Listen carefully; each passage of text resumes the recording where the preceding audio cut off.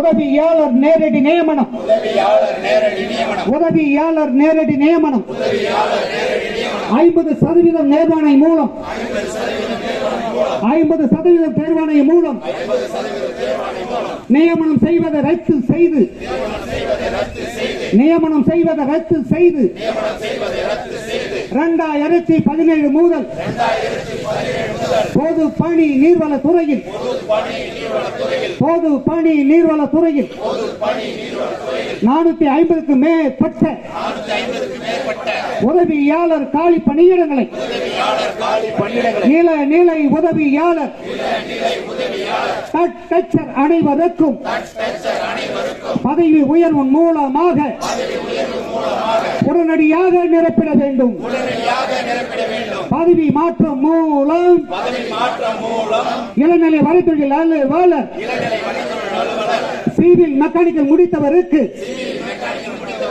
ஏற்கனவே அமலில் இருந்த விதிகளின் அடிப்படையில் அனைத்து நிலை அலுவலர்களுக்கும் பதவி மாற்றம் மூலமாக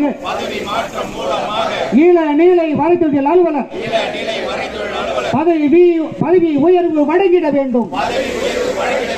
அரசாணை 69 உடனடியாக ரத்து செய்ய வேண்டும். தமிழக அரசில் பணிபுரியும் பல்வேறு துறை ஊழியர்களுக்கு நடைமுறையில் உள்ளது போல பொதுப்பணித்துறை நீர்வளத்துறை ஊழியர் அனைவருக்கும் கலந்தாய்வு மூலமாக பணியிட மாறுதலை வழங்கிட வேண்டும். கோட்ட கணக்கர் பதவி இணை நெடுஞ்சாலை துறையில் உள்ளது போல மாநில சேவையாக்க வேண்டும். பொதுப்பணித்துறை நீர்வளத்துறையில் நீதிமன்ற வழக்குகள் அதிகம் உள்ள நிலையில் விரைவில் தீர்வு செய்ய வேண்டி மண்டல அலுவலகங்களில் சட்ட அலுவலர்களை உடனடியாக நியமிக்க வேண்டும். எங்களது கோரிக்கைகள் நியாயமான கோரிக்கைகள் நிறைவேறாவிட்டால் போராட்டங்கள் தீவிரமாகும்.